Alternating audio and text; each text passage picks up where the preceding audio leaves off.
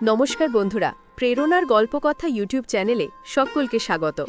আজ আমরা শোনাব আরেক নতুন কাহিনী, এক এমন কাহিনী যা মহাভারতের ৩ স্তম্ভের শক্তি, বীরত্ব এবং তাদের মহত্বের এক গভীর বিশ্লেষণ করবে। মহাভারতের কুরুক্ষেত্র যুদ্ধ কেবল দুটি পক্ষের সংঘাত ছিল না, এটি ছিল সেই সময়ের সর্বশ্রেষ্ঠ যোদ্ধাদের দক্ষতা, নীতি এবং নিয়তির এক চূড়ান্ত পরীক্ষা। কাহিনী শুরু করবার আগে আপনাদের কাছে অনুরোধ, অবশ্যই আমাদের এই চ্যানেলটিকে লাইক, শেয়ার এবং সাবস্ক্রাইব করে দেবেন। সবার আগে আমাদের নতুন কাহিনী শোনবার জন্য বেল আইকনটি প্রেস করে দেবেন। আজ আমরা যে কাহিনীটি শোনাব তার নাম ভীষ্ম, দ্রোণাচার্য আর কর্ণের মধ্যে কে বেশি শক্তিশালী। জয় শ্রী রাধেকৃষ্ণা। মহাভারতের আখ্যানে ভীষ্ম, দ্রোণাচার্য এবং কর্ণ এই ৩ চরিত্র কেবল যোদ্ধা ছিলেন না, তারা ছিলেন নিজ নিজ অবস্থানে একটি মহৎ প্রতিষ্ঠানের প্রতিচ্ছবি। এই ৩ জনের মধ্যে কে সবচেয়ে বেশি শক্তিশালী ছিলেন, এই প্রশ্নটি যুগে যুগে বিতর্কিত। কারণ তাদের শক্তি কেবল অস্ত্রের নৈপুণ্যতায় সীমাবদ্ধ ছিল না, তা প্রসারিত ছিল তাদের নীতি, ব্রত এবং আত্মত্যাগের গভীরতায়।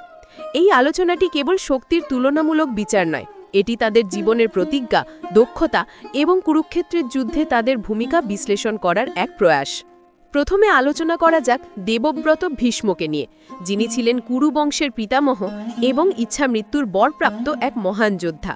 ভীষ্ম ছিলেন মহারাজ শান্তনু এবং দেবী গঙ্গার পুত্র। তার জন্মই হয়েছিল অলৌকিকভাবে এবং তার জীবন ছিল প্রতিজ্ঞার এক কঠিন শৃঙ্খলে বাঁধা।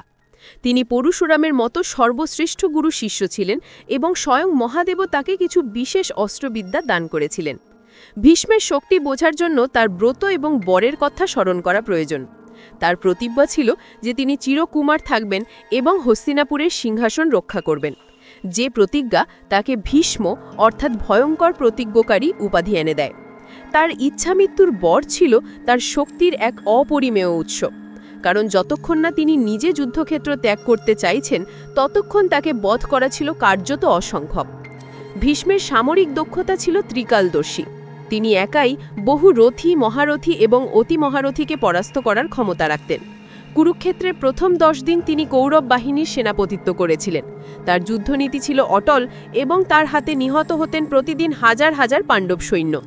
তার রথ যখন যুদ্ধক্ষেত্রে চলত তখন মনে হতো যেন স্বয়ং মহাকাল রথে আরোহণ করে ধ্বংসলীলা চালাচ্ছেন। অর্জুনের মতো শ্রেষ্ঠ ধনুর্ধরও দিনের পর দিন তাকে সরাসরি পরাস্ত করতে পারেননি। ভীষ্মের ব্রহ্মাস্ত্র, মহেশ্বরের দান করা অস্ত্র এবং তার সামরিক কৌশল ছিল অপ্রতিরোধ্য। তার শারীরিক ক্ষমতাও ছিল অসম্ভব রকমের। 100 বছরের বেশি বয়স হলেও তার দেহে বার্ধক্যের ছাপ ছিল না। কিন্তু ভীষ্মের সবচেয়ে বড় দুর্বলতা ছিল তার প্রতিজ্ঞা। কৌরবদের অন্যায় জেনেও তিনি কেবল সিংহাসনের প্রতি তার আনুগত্যের প্রতিজ্ঞা রক্ষা করার জন্য যুদ্ধ করেছিলেন। এই প্রতিজ্ঞা তার হাতে শৃঙ্খল পরিয়েছিল। তার শক্তি ছিল অসীম, কিন্তু তার নীতি তাকে দুর্বল করে দিয়েছিল। তাই শারীরিক শক্তি এবং ইচ্ছামৃত্যুর বর তাকে অপরাজেয় করলেও তার প্রতিজ্ঞাই ছিল তার নিয়তি। এরপর আসা যাক দ্রোণাচার্যের কথায়। দ্রোণাচার্য ছিলেন একজন ব্রাহ্মণ হয়েও সর্বশ্রেষ্ঠ গুরু এবং ভগবান পরশুরামের শিষ্য। পরশুরাম, যিনি পৃথিবীর সমস্ত ক্ষত্রিয়কে 21 বার বিনাশ করেছিলেন, সেই পরশুরামের কাছ থেকে তিনি সমস্ত অস্ত্রবিদ্যা লাভ করেছিলেন। দ্রোণের সামরিক শক্তি কেবল তীর ধনুকের মধ্যেই সীমাবদ্ধ ছিল না, তার শক্তি ছিল তার জ্ঞানের গভীরে। তিনি ছিলেন একজন অস্ত্রগুরু, যার প্রধান লক্ষ্য ছিল অস্ত্রবিদ্যাকে তার শিষ্যদের মধ্যে সঞ্চালিত করা। তার হাতে এমন অনেক দৈব অস্ত্র ছিল যার ব্যবহার শুধুমাত্র তিনিই জানতেন। দ্রোণাচার্য ছিলেন কৌরব এবং পাণ্ডব উভয় পক্ষেরই গুরু। তিনি অর্জুনকে এমন শিক্ষা দিয়েছিলেন যা অর্জুনকে জগতের শ্রেষ্ঠ ধনুর্ধর করে তুলেছিল। দ্রোণের সামরিক শক্তি কুরুক্ষেত্রের যুদ্ধক্ষেত্রে বিশেষভাবে প্রতিফলিত হয়েছিল যখন তিনি কৌরব বাহিনীর সেনাপতির দায়িত্ব নেন। তার হাতে তিনি চক্রব্যূহের মতো দুর্ভেদ্য সামরিক বিন্যাস তৈরি করেছিলেন, যা ভেদ করার ক্ষমতা অর্জুন ছাড়া আর কারো ছিল না। এমনকি অর্জুনের পুত্র অভিমন্যুও সেই চক্রব্যূহে প্রবেশ করে নিহত হয়েছিলেন, কিন্তু তাকে ভেদ করে বেরোতে পারেননি। দ্রোণ যখন ক্রোধে উন্মত্ত হয়ে যুদ্ধ করতেন তখন তাকে থামানোর কারো ক্ষমতা ছিল না। তার ব্রহ্মদণ্ড এবং অন্যান্য দৈব অস্ত্রের প্রয়োগ ছিল মারাত্মক। তিনি একাই পাণ্ডব সৈন্যদের ধ্বংস করার ক্ষমতা রাখতেন। কিন্তু দ্রোণের শক্তিও তার আবেগের কাছে দুর্বল হয়ে পড়েছিল। তার পুত্র অশ্বত্থামা ছিলেন তার দুর্বলতার কেন্দ্রবিন্দু। এই দুর্বলতাকেই শ্রীকৃষ্ণ কাজে লাগিয়েছিলেন যখন ভীষ্মের পতনের পর পাণ্ডবদের জয়ের জন্য দ্রোণকে থামাতে হয়েছিল। দ্রোণ ছিলেন একাধারের মহাজ্ঞানী, শ্রেষ্ঠ যোদ্ধা এবং অস্ত্রগুরু। তাই তার শক্তি ছিল জ্ঞান এবং অস্ত্রের এক অপূর্ব মিশ্রণ। তবে দ্রোণের শক্তি বিচার করলে দেখা যায় তিনি জ্ঞানের দিক থেকে শ্রেষ্ঠ হলেও তার ব্যক্তিগত আসক্তি এবং আবেগের কারণে তার মহৎ শক্তি পরাজিত হয়েছিল। সবশেষে আলোচনা করা যাক সূর্যপুত্র কর্ণের বীরত্ব নিয়ে। কর্ণকে বলা হতো দানবীর, কিন্তু তার বীরত্ব ছিল তার দানশীলতার চেয়েও কোনো অংশে কম নয়। কর্ণ ছিলেন জন্মসূত্রে পাণ্ডবদের জ্যেষ্ঠ, কিন্তু ভাগ্য এবং নিয়তির কারণে তিনি কৌরব পক্ষে যোগ দেন। কর্ণও পরশুরামের শিষ্য ছিলেন এবং পরশুরাম তাকে এমন সব অস্ত্রবিদ্যা শিখিয়েছিলেন যা তাকে অর্জুনের সমকক্ষ করে তুলেছিল।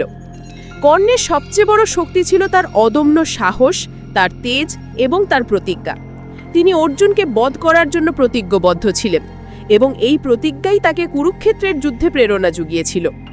কর্ণের শক্তি বোঝার জন্য তার অপরভোগী সমকক্ষতার বিষয়টি উপলব্ধি করতে হবে। অর্জুন ছিলেন স্বয়ং ইন্দ্রের পুত্র এবং কৃষ্ণের সখা, কিন্তু কর্ণ তার সাথে প্রতি মুহূর্তে প্রতিদ্বন্দ্বিতা করতেন এবং তার সমকক্ষতা প্রমাণ করতেন। তার হাতে ছিল বিজয় ধনু, যা স্বয়ং বিশ্বকর্মা নির্মাণ করেছিলেন এবং যা ছিল এক মহা অস্ত্র। এছাড়া তার কাছে ছিল ইন্দ্রের দেওয়া একঘর্ণী শক্তি, যা তিনি শুধুমাত্র অর্জুনকে বধ করার জন্যই রক্ষা করেছিলেন। কর্ণের সাহস ছিল অপ্রতিরোধ্য। তিনি ভয় কাকে বলে জানতেন না। যখন কৌরব পক্ষের সকল মহারথী একে একে নিহত হয়ে যাচ্ছিলেন, তখনও কর্ণ একাই পাণ্ডবদের বিরুদ্ধে রুখে দাঁড়িয়েছিলেন। কিন্তু কর্ণের জীবনেও ছিল নিয়তির অভিশাপ। তার দানশীলতার জন্য ইন্দ্র তার কাছ থেকে কবচ কুণ্ডল নিয়ে নিয়েছিলেন, যা তাকে জন্মগতভাবে সুরক্ষা দিত। পরশুরামের দেওয়া অভিশাপ এবং ব্রাহ্মণের দেওয়া অভিশাপের কারণে তার রথের চাকা মাটিতে দেবে গেছিল এবং সবচেয়ে জরুরি মুহূর্তে তিনি তার অস্ত্রবিদ্যা ভুলে গিয়েছিলেন। এই অভিশাপগুলি তার শারীরিক এবং সামরিক শক্তিকে দুর্বল করে দিয়েছিল। কর্ণের শক্তি ছিল প্রবল, কিন্তু নিয়তি তাকে পদে পদে পরাজিত করেছে। তার বীরত্ব ছিল নিঃশর্ত, কিন্তু তার জীবনের দুঃখজনক স্থিতিতে তার শক্তি সম্পূর্ণভাবে বিকশিত হয়নি। এখন প্রশ্ন হলো, এই তিনজনের মধ্যে কে সবচেয়ে বেশি শক্তিশালী ছিলেন? এর উত্তর কোনো একক মাপকাঠিতে দেওয়া সম্ভব নয়, কারণ তাদের শক্তি ছিল ভিন্ন প্রকৃতির। 1.